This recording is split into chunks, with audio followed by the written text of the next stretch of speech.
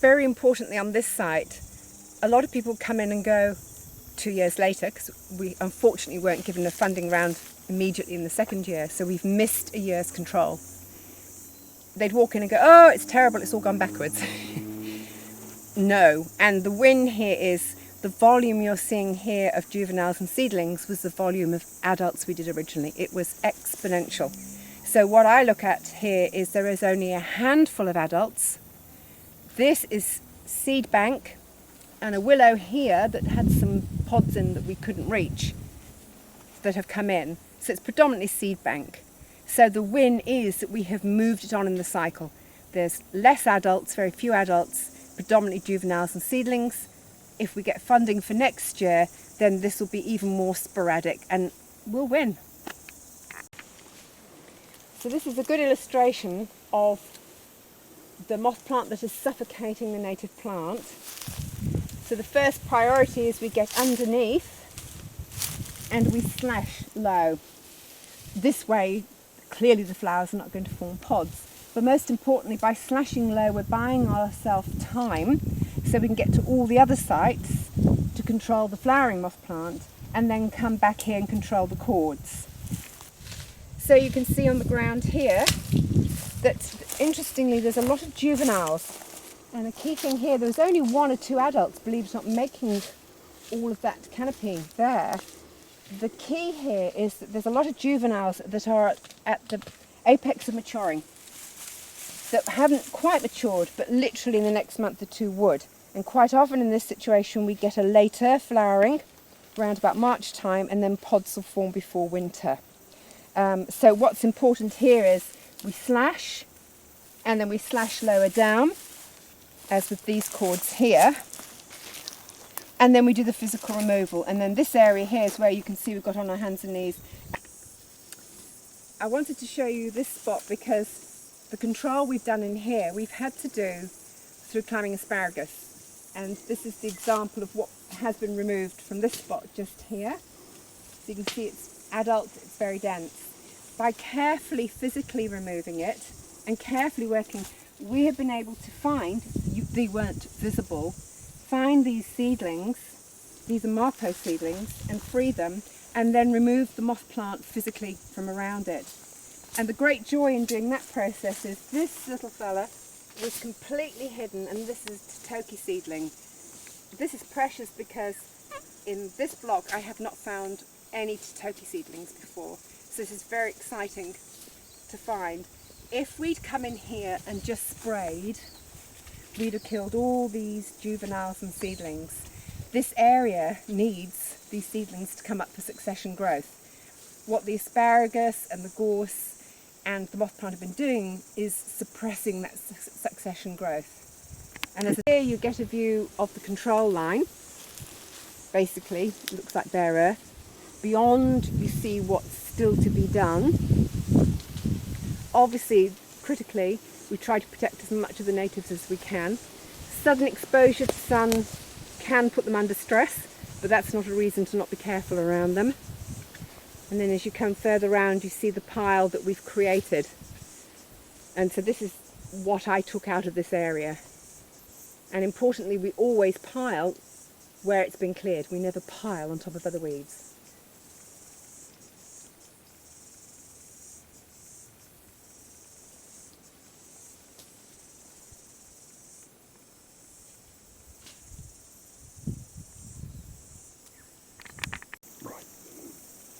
I think this is a really interesting point too, is that all of these have very light purchase, which means they pull out very easily. This is clear to me that this is growth that's only occurred, this is germination and growth that's only occurred really in the last probably 2 or 3 months. This is seed bank. So this site has been controlled. That means the cords have either been pulled or cut and treated. Thankfully, they're pulling easily because they have fairly light purchase, which means they're this year's and only in the last few months for most of them. Importantly, I also want to show you here where we have these natives, how we try and be as careful as we can to keep them in place, because we need them to grow, we need them to create the shade.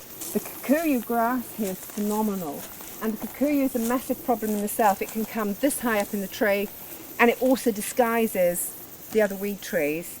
So we've had to remove a lot of woolly nightshade, inkweed, Himalayan honeysuckle, gorse of course, just to even get to this stage. And so this is a real illustration of control line and then what's still to be done. The point here is, if we hadn't removed all the pods in 2017, and if we hadn't come back and sprayed the germination from the seed bank subsequently, well, I don't know how to explain how exponential it would be.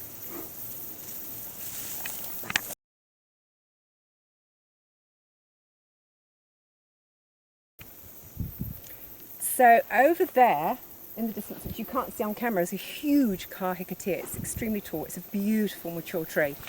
When we came through in 2017, there were, I think, about 3 or 4 mature cords, and they were large. They'd been there for a few years. Sadly, 2 of them had got right to the top of the tree, and at the very top were pods. Part of the reason for that is, unfortunately, the funding didn't come through to the end of January.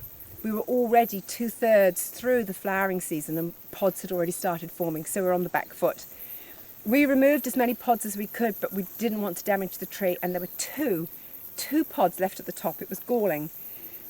When you go in there, what you will see is a seedling patch that is 4 times the original seedling patch we found, simply because 2 pods were left. If you can imagine, this whole area was dripping in pods, and we were told to leave them. It doesn't bear thinking about, but that is a perfect illustration of what just 2 pods can do that contain between 200 and 1,000 seeds. You have to remove the fruit pods. Okay.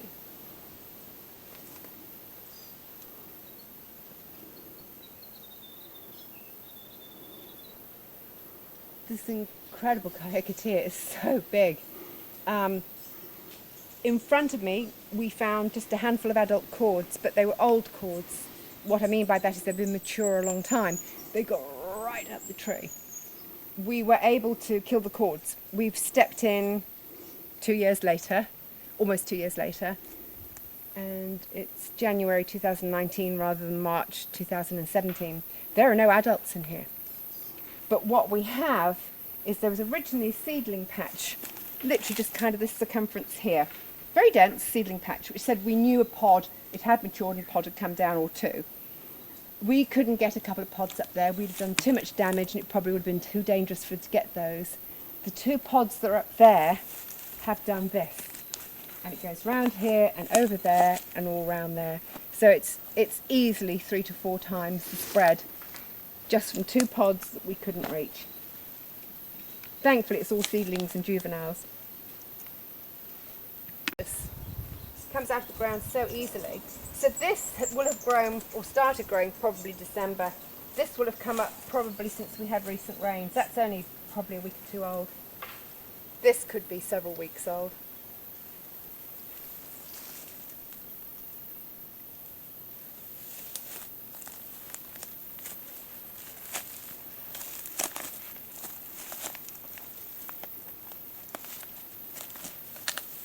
So basically you've got a different seedling range here, from just getting first true leaves out of cotyledon stage into obviously ones that have moved on a bit further. Hopefully pull out nicely. Some people would say, why don't you just spray this? And we often get this, and we don't just spray it because the whole point is this is ecological pest plant control. It's part of ecological restoration. There are native seedlings, there's Marpo there, but importantly there's ground covers like the Carex, very importantly the Dudia, which is very healthy. It's doing really well in here. If we knock these back, you've got more bare earth. The whole point is you want to have these ground covers. Because it's pulling out so well, A, we're not putting poisons into the ground, and B, we're pulling the roots out. They're not going to come back, but we're also preserving carefully what is here.